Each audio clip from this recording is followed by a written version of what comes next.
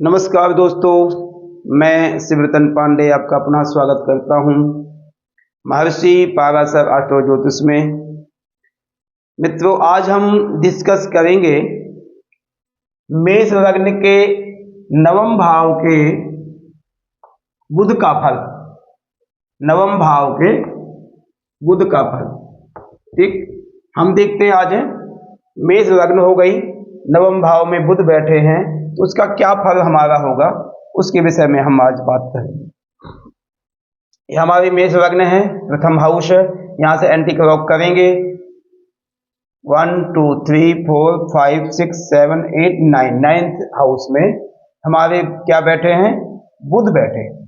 ठीक, तो हमें आज नवम भाव यानी भाग्य भाव में यदि हमारे बुध आ गए, बुध कहाँ के स्वामी, तृतीय भाव के और छठे भाव के स्वामी जाके नवम में बैठ गए, क्या हमारे भाग्य को बढ़ावा देंगे या कमजोर करेंगे, इस विषय में हम आज डिस्कस करेंगे।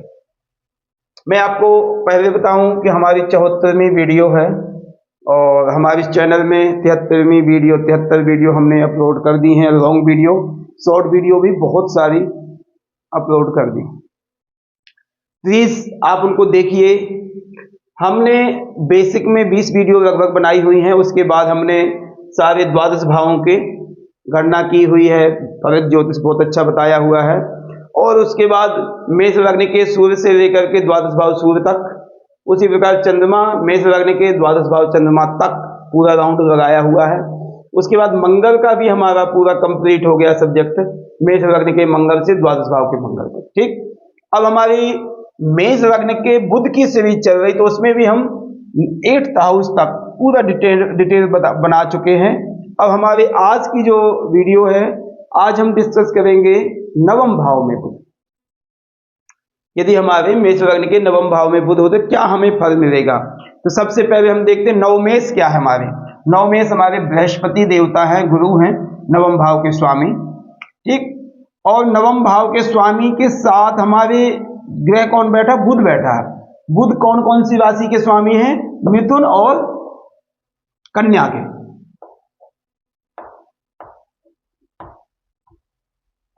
ओके, जो बुध बैठे हैं मिथुन और कन्या के स्वामी हमारे बैठे हैं, तृतीय भाव और छठे भाव के स्वामी होकर के हमारे नवम भाव में बैठे विराजमान है। ओके, बुध जब हमारे धनु राशि में जाएंगे, किन नक्षत्रों से होते हुए जाएंगे, मूलंच पूर्वाषाढ़ा उत्तरापादे धनु। मूला के 4 चरण, पूर्वाषाढ़ के साढ़ा के 4 चरण, उत्तराषाढ़ा के 1 चरण से हमारी ये पूरी धनु राशि कंप्लीट होती है, जिसमें हमारे बुध बैठे। ठीक, अब बुध की दृष्टि क्या है, बुध की 7वीं दृष्टि पूर्ण दृष्टि है। तो 7वीं दृष्टि हमारी क्या बनेगी, 1 2 3 4 5 6 7 यानी 3rd हाउस को, यानी तृतीय भाव को प्रॉपर देखेंगे। बुध की दृष्टि अपने घर को देखते। अब नक्षत्र की बात करें स्वामी, तो मूला नक्षत्र के स्वामी हमारे केतु हैं, पूर्वाषाढ़ा नक्षत्र के स्वामी शुक्र हैं और उत्तराषाढ़ा नक्षत्र के स्वामी हमारे सूर्य हैं।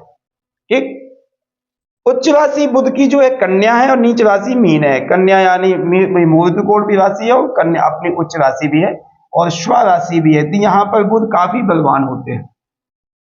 और यहाँ पर मीन राशि जो है उनकी नीच राशि है। हमारा पूरा चैप्टर कंप्लीट हो गया, पूरा हमारा बोर्ड जो हमने बनाया हुआ था, डिस्प्ले हमारी कंप्लीट हो गई। अब हम इसमें डिस्कस करना है कि हम नवम भाव के बुध का क्या फल होगा, नवम भाव से हम विचार क्या करते हैं। नवम भाव जो प्रसिद्ध भाव है, भाग्य भाव, पितृ भाव, तप भाव, शीलता। हम यहां से शीलता भी देखते हैं कि आप में कितनी शीलता है, यानी सहन शक्ति कितनी है। ठीक, तो हम यहां से विद्या, धर्म, प्रवास, क्या आपका यदि भाग्य अच्छा है, कर्म अच्छे हैं, तो क्या तीर्थ यात्रा में आप प्रवास कर सकते, तीर्थ स्थान में रहने का योग बन सकता है आपका, कि वो भी बहुत बड़े भाग्यवान व्यक्ति को हो सकता है। नहीं, कौन व्यक्ति अपने घर को, पुत्र को और अपने पत्नी को, बच्ची को कौन छोड़ करके जाता है, तो वो भी एक धर्मात्मा व्यक्ति होगा। यहाँ धर्म आदि का विचार हम नवम भाव से करते हैं। यात्राओं का विचार, विशेषकर समुद्री यात्रा, विदेश यात्रा भी होती है मगर तीर्थ यात्रा भी होती है। यहां से हम तीर्थ यात्रा का विचार करते हैं। यदि हमारे नवम भाव में अच्छी नवमेश यानी बृहस्पति का संबंध अच्छा, बृहस्पति अच्छी स्थिति में है, तो हमें तीर्थ यात्राओं का शौक होता है। कोई व्यक्ति को ये बात का ध्यान देना, यदि नवमेश किसी का शुक्र है तो उस व्यक्ति को हिल स्टेशनों में और जाकर के मूवी आज देखना, ऐसी चीजों का शौक होता है। जिसका बृहस्पति स्ट्रांग हो गया, नवम भाव में बैठा, उसको तीर्थ यात्राओं का शौक होता है। ये डिफरेंट होता है शुक्र में और बृहस्पति में। ठीक, तो व्यापार आपका किस संबंध से हो सकता और क्या बेनिफिट्स आपको मिल सकते हैं। भाग्योदय, आपका भाग्योदय कब होगा, ये सब चीजें हम नवम भाव से विचार करते हैं। अब नवम भाव के बुध जो है छठे भाव के स्वामी, तृतीय भाव के स्वामी होके नवम भाव में बैठ गए। हालांकि ना बहुत ज्यादा मित्रता है ना शत्रुता है बुध में और बृहस्पति में। दोनों एक सामान्य ग्रह हैं, अच्छी ग्रह हैं, एजुकेटेड ग्रह हैं, बहुत अच्छी एजुकेशन देते हैं। दोनों का अपना अपना प्रभाव है। दोनों वाणी के स्वामी हैं, कोई कर्म के स्वामी हैं, जो ये धर्म के स्वामी हैं बृहस्पति। तो सामंजस्य है, एक जैसे, मगर इसमें जो कमियां प्रदान कर रहे हैं वो छठा भाव है, क्योंकि छठे भाव से दुष्टाना हाउस है और शत्रु ग्रह है, रोग घर है, रिपु घर है। तो इस कारण से यहां का स्वामी यदि छठे घर का स्वामी यदि नवम में बैठता है, थोड़ी बहुत स्ट्रगल कराएगा, थोड़ी मेहनत ज्यादा, एफर्ट्स ज्यादा कराएगा। यदि आप तीर्थ यात्राओं में जाओगे तब भी मन को, बुद्धि को थोड़ा बहुत घुमाएगा। वहां पर कुछ नहीं होगा तो बुद्ध का काम है डीपली जाना। बुद्ध का काम है एक कोई भी चीज को देखना तो उसकी अंदर जाकर के उसका पूरा विवरण देखना। कहीं नहीं कहीं कुछ नहीं होगा तो तीर्थ यात्राओं में नुक्ताचीनी कर देंगे कि यार यहाँ नहीं, सफाई नहीं है, यहाँ ऐसी प्रॉब्लम्स है, यहाँ की व्यवस्था अच्छी नहीं है। ये चीजों में कुछ दिक्कतें बुध यहाँ प्रदान करेंगे। हालांकि धार्मिक ग्रह है, बुध अच्छा है, मगर छठे भाव का होने के कारण से ये प्रॉब्लम्स आपको आएंगी। आप नवम भाव से विद्या का विचार करते हैं, हायर एजुकेशन बृहस्पति देगा, मगर बुध की कंडीशन करके यहां पर थोड़ा सा छठे भाव का होने के कारण से थोड़ी दिक्कत आएगी आपको। ठीक, हम यहां से प्रवास तीर्थ यात्रा का विचार करते हैं। ठीक, यहां से विदेश यात्रा का विचार करते हैं। विदेश यात्राओं आदि होंगी, ये श्योर है।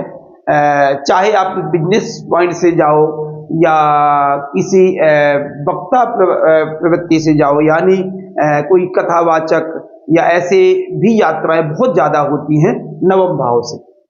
ठीक, तो नवम भाव से बुध की स्थिति के कारण से हमारे सभी कामों में थोड़ा थोड़ा सा पिता से संबंधों में दिक्कत आएगी आपको। पिता से संबंध ऐसा नहीं कि मतभेद होगा, बहुत ज्यादा बिगाड़ होगा, बोलेंगे नहीं, ऐसा कुछ नहीं होगा, मगर विचारों में थोड़ी बहुत दिक्कत होगी। यदि पिता ने कहा कि हमारे गुरु हैं, हमारे इष्ट देवता हैं, इनको मानो, मानेंगे, मगर वो पहले लफ्ज यही होगा, इनका फ्यूचर क्या है, इनका मीनिंग क्या है, ये बताओ हमें। तो ये मतलब क्वेश्चन करने वाला ग्रह ज्यादा बुध। क्वेश्चन यानी उसका बिल्कुल सारांश बताओ, क्या रीजन क्या है। यदि परमात्मा भी है तो उस विषय में बात करने लग जाएगा डीपली। तो उस कारण से पिता से थोड़े बहुत मतभेद आदि होंगे। ठीक, हम इसमें बुध का रोल तो है, मगर हम बृहस्पति का रोल भी हम बहुत ज्यादा देखेंगे। यदि बृहस्पति हमारे नवम में है, लगन में है, पंचम में है, बहुत पावर देंगे, बहुत पावर देंगे। एक पंचम और नवम में यदि बृहस्पति की स्थिति बहुत अच्छी है, यदि यहां भी है तब भी अच्छे करेंगे। वैसे दृष्टि नवम को नहीं डालेंगे, मगर यहां से दृष्टि नवम को डालेंगे तो भाग को बढ़ावा प्रॉपर अच्छा प्रदान करेंगे। अब हम यदि देखें कि बृहस्पति के बुध के नक्षत्र क्या क्या है, मूला, पूर्वाषाढ़ा, उत्तराषाढ़ा। यदि मूला नक्षत्र में जन्म होता है, मूला नक्षत्र में बुध है, तो 13-20 तक यदि जन्म अंश है आपके धनु राशि के, तो उसमें मूला नक्षत्र होगा। मूला नक्षत्र के स्वामी हमारे क्या है, केतु है। केतु बुध की अच्छी मित्रता है, केतु से कोई प्रॉब्लम्स नहीं है। केतु की पोजीशन से प्रॉब्लम्स बुध को आएगी। वैसे केतु यदि यहां बैठे तो अच्छे धार्मिक बना देंगे और ग्रंथाकार यानी अच्छे कोई ग्रंथों का पढ़ने का शौक अच्छा होगा और उसका विश्लेषण करने में बहुत अच्छे अग्रसर हो जाएंगे, उस विषय में बोलने में बड़े अग्रसर होंगे। एक मानसिक कार्य करेंगे यानी मंचों में काम करने का काम बुध यहाँ पर केतु के साथ यदि बैठा तो फायदा ही करेगा, नुकसान नहीं करेगा। केतु और बुध की अच्छी मित्रता है, फायदा करेगा, धार्मिक बनाता है व्यक्ति को। यदि बुध पूर्वाषाढ़ा नक्षत्र में 26-40 तक है, 13-20 से लेकर 26-40 अंश तक, तो पूर्वाषाढ़ा हमारे शुक्र उसके स्वामी, पूर्वाषाढ़ा के स्वामी शुक्र हैं। और शुक्र यदि धन और सप्तम भाव में बैठते हैं, वैसे यदि नवम में भी बैठते होंगे शत्रु क्षेत्र, मगर वहां भी धर्म कर्म में प्रवृत्त कराएंगे। हाँ, थोड़ा सा यात्राओं का नजरिया चेंज हो जाएगा। यदि यहाँ बृहस्पति बैठे तो बड़ी धार्मिक आस्था के साथ व्यक्ति जाएगा। यदि शुक्र आदि यहाँ पर बैठे, शुक्र बैठा देखे पिकनिक तौर से जाएगा व्यक्ति जाएगा पक्का। तो ये थोड़ा सा शार्प माइंड चेंज हो जाएगा, माइंड में चेंजिंग का प्रभाव होगा। यदि यहाँ पर जाएंगे तो उस जिस देवी देवता के स्थान पर जाएंगे तो वहां का नाम जपते हुए जाएंगे। यदि यहाँ पर जाएंगे तो ऐसा व्यक्ति थोड़ा खाते पीते चला जाएगा। वहां ये नहीं आश्रम, जैसे एग्जाम्पल यहाँ पर नवम में बृहस्पति बैठा तो वहां जाकर के आश्रम में रह जाना, क्योंकि हम तीर्थ यात्रा में आए, नीचे रह जाना, सब कुछ कर लेना।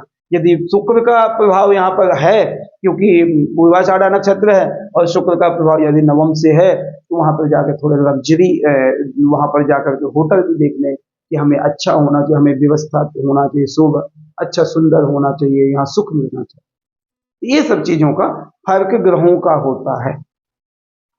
बुध यदि उत्तराषाढ़ा नक्षत्र में 26-40 से 30 अंश तक, तो उसके स्वामी हमारे सूर्य हैं। उत्तराषाढ़ा के स्वामी हमारे सूर्य हैं। सूर्य पंचम, नवम, लगन, दशम, ये सब चीजों में पावर ज्यादा देंगे। और बुध वैसे भी मित्र हैं, बृहस्पति भी मित्र हैं, इसके कारक भी बृहस्पति है। तो यहाँ पर सूर्य जो है ज्यादा पावर, सूर्य को आपको स्थिति बहुत सुधार देंगे सब तरह से, विद्या, तपसील, इज्जत, मान सम्मान, भाग्योदय, सब चीजों में सूर्य का प्रभाव बहुत अच्छा रहेगा। क्योंकि बुध की स्थिति वैसे भी है, यदि बुध सिंगल बैठा तो अपना बात करेगा, अन्यथा जिसके साथ बैठा वैसा ही करेगा। एक साधारण व्यक्ति समझ लीजिए बुध है। जैसे एग्जाम्पल, आप यदि अपने घर में बैठे हो, कोई भी नहीं है, तो अपनी चलाने की कोशिश करोगे, अन्यथा यदि कोई बड़ा है तो उसके सामने नहीं आप बोलोगे हाँ ठीक है आप जो कर रहे हो अच्छा करो। तो ये बुध के लक्षण है। ठीक, अब बुध की दृष्टि, सप्तम दृष्टि यहां पर जाएगी, 1 2 3 4 5 6 7 तृतीय भाव को जाएगी, पराक्रम भाव को जाती है। बुध की दृष्टि सप्तम भाव है, सप्तम दृष्टि तृतीय भाव को जाएगी। ठीक है, तो तृतीय भाव को पराक्रम, यहां पराक्रम को आप बहुत अच्छा सॉलिड बना देगा बुध, क्योंकि अपने घर को खुद को देख रहा, छोटे भाई बहनों से बड़ा स्नेह प्यार होगा और बहुत ज्यादा सपोर्ट करेगा। अपने बात का ध्यान देना, ऐसे व्यक्ति बहुत छोटी उम्र के जो यार दोस्त होते हैं, फ्रेंड्स होते हैं, उनका बड़ा रोल होता है उनके जीवन में और बड़ी इज्जत करते हैं उस व्यक्ति की। जो बचपना के दोस्त हैं बहुत पैदा होगा। बहुत से लोग हैं जैसे और कोई ग्रह होता मंगल आदि है तो उतना स्ट्रॉन्ग ग्रोथ नहीं होती भाई बहनों की या दोस्तों की, इतनी ज्यादा वो नहीं, हाँ ठीक है तू आया था तेरे साथ, वो आया था उसके साथ, मगर नहीं।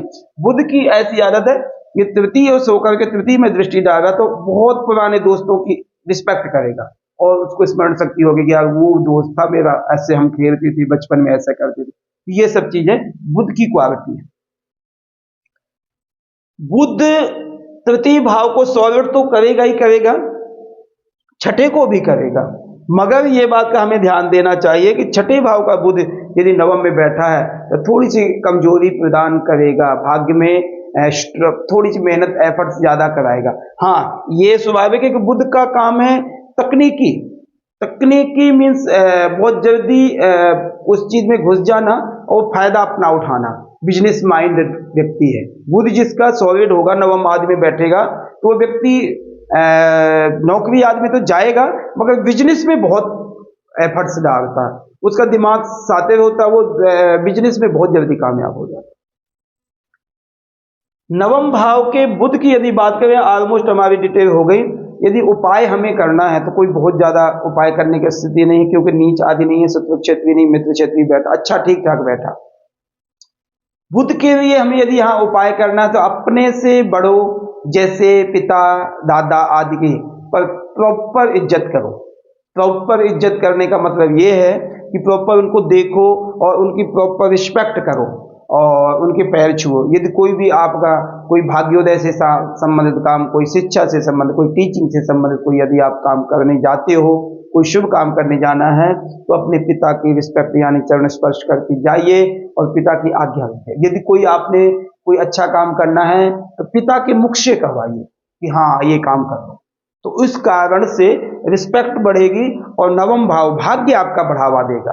पिता की ब्लेसिंग होगी, उस चीज से आपको क्या बेनिफिट होगा कि आपकी ब्लेसिंग की, पिता की ब्लेसिंग के साथ में आपका नवम भाव यानी भाग्य भाव उठेगा, उच्च होगा, जिससे आपको कठिनाइयां नहीं झेलनी पड़ जाएंगी। तो इसलिए नवम भाव के बुध के लिए पिता की रिस्पेक्ट करके, पिता के चरण स्पर्श करके, पिता की आज्ञा से ही आप आगे काम करने की कोशिश करें। यदि पिता नहीं है, बड़े भाई से, कोई बड़े हैं उनसे नहीं है, तो गुरुओं से, अपने गुरु से आज्ञा लो। ये सब हमारे नवम भाव से विचार हम करना चाहिए, ये हमें उपाय करना चाहिए।